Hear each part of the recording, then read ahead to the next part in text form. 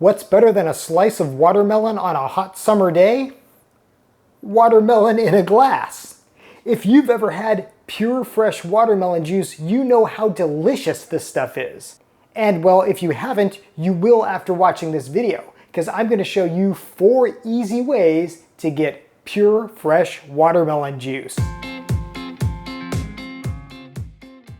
Hello and welcome to I Want to Cook. My name is Chef Matt, and yes, today we are going to turn this into some delicious juice, possibly the most delicious juice you have ever had, and it could not be easier.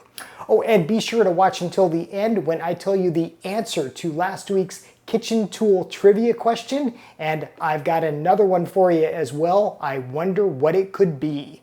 Okay, so it is currently mid-July, and that means that watermelons are like in peak season. They are at their most delicious. They're also really cheap. You can go to supermarkets and get them really inexpensively, and they taste so good right now. For this, we are going to use seedless watermelons. It just makes everything that much easier. And again, they are readily available. So the first thing we're going to do is just cut our watermelon in half. You're going to want to use the largest and sharpest knife that you have. And if you have one even larger than that, well, use that then. So we're just going to cut this in half, just like this. And look at this guy. We've got this beautiful watermelon that is going to become juice. And the first thing I'm going to do is just extract the fruit, and watermelon is so easy to work with. It's so soft. You can just use a spoon and just kind of remove all of this into a bowl in nice big chunks. Just comes out so easily. Okay, and the first way we are going to make watermelon juice is just in a blender, and just any ordinary blender will do. You might even see I have a nice Vitamix blender in back there, but the nice thing is you don't even need something like that. Just an ordinary blender will do. In fact, I bought this secondhand at the thrift store years ago, and this whole thing will make watermelon juice just fine. So load it up to the top, and then we will make some juice.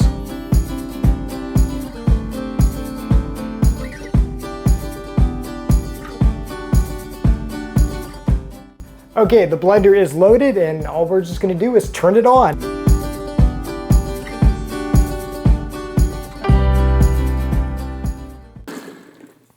And just like that, we made watermelon juice in a blender. As you can see, I kind of had to knock it down a little bit, and that's totally normal, but here it is. Watermelon juice in just a few seconds. Let's give it a try. Look at this. Now, I should note that this type of watermelon juice obviously has all the pulp in it, so it is very, thick, very luxurious. I mean, you're literally drinking a watermelon. It's amazing. Now, if you just want the juice, you don't want any of the pulp, well, you can either strain it through a fine mesh strainer or use one of my other ways to make watermelon juice. Okay, and the second way is with the help of another machine. This is a juice extractor, and I made a whole video on what a juice extractor is. I also made another one on how it differs from just a plain juicer. This is another one of my thrift store finds, really cool. And a juice extractor can of course extract the juice from almost any fruit or vegetable, watermelon included. So let's see how it does here. And like I did with the blender, I'll turn down the sound in post because I know it's kind of loud.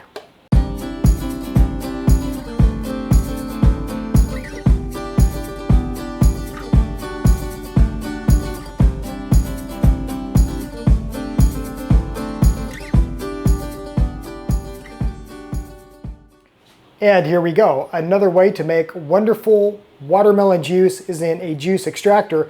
And the nice thing about one of these is that you could, incorporate other things in them, even harder fruits or vegetables, to make your own, well, kind of juice cocktail.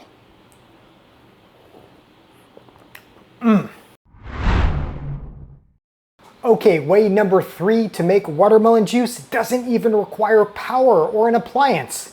We're using our old friend, the potato ricer. Remember this guy? We made some of the creamiest mashed potatoes we've ever had with this guy, and now it's doing double duty, well, as a watermelon juicer. So all we're gonna do is fill the cavity just with these pieces of watermelon, just like this, just like we did with the potatoes. And then we are gonna lower this and squeeze. And look at this, we get this lovely juice that's just coming right out. And we just rinse and repeat the process here. We empty this of the spent fruit, and then you just squeeze, and look at this. You get all of this wonderful watermelon juice coming out of this potato ricer, watermelon ricer.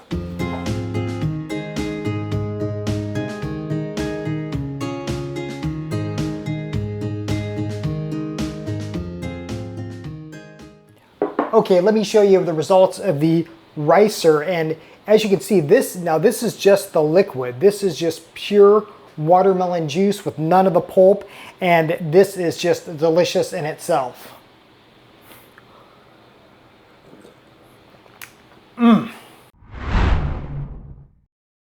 Okay, and my fourth and final way to juice a watermelon also has a potato connection. We are going to use one of these potato mashers and just a simple colander, just something like this that you would use to steam vegetables or strain pasta, something like that. And oh, why not? Let's just dump it all in, okay? So we're gonna dump the rest of our watermelon in, and this is where you just get to mashing. So you can just mash to your heart's content. And we are just going to press all of those watermelon pieces through those holes, and we're gonna get some lovely juice out of it. This is a really fun thing to do, you know, have the kids do this, or, you know, put a spouse to work. Just have them get mashing. And soon enough, you will have some lovely watermelon juice that has been nice and strained as well. Oh, and don't toss these pieces. These pieces in here still have plenty of water in them. They're still delicious. Heck, you can even freeze them for some frozen treats. So there you go. There are 4 ways to juice a watermelon. I hope you try one of these because watermelon juice is just amazing. And when you juice it yourself and it's just so fresh, wow, just mind-blowing. Okay, trivia time. Last week, I asked you to identify this thing. What could this have been? And we had several people who got it right. Okay, so we had Phil Rose 7716, One Panman 9852, and Chiron 828 all properly identify this as a Corningware handle. Yes, you know my love of Corningware. I made a video on it recently about how vintage Corningware is absolutely amazing. And what you can do is you can take just a Corningware pan like this, and you can use this and just latch it in, turn it, and then suddenly you have a nice handle for your Corningware. Simply amazing, right? Okay, for this week's kitchen gear trivia, who is going to be the first to identify this thing? What does this odd little contraption do? I'll tell you next week. Until then, happy cooking!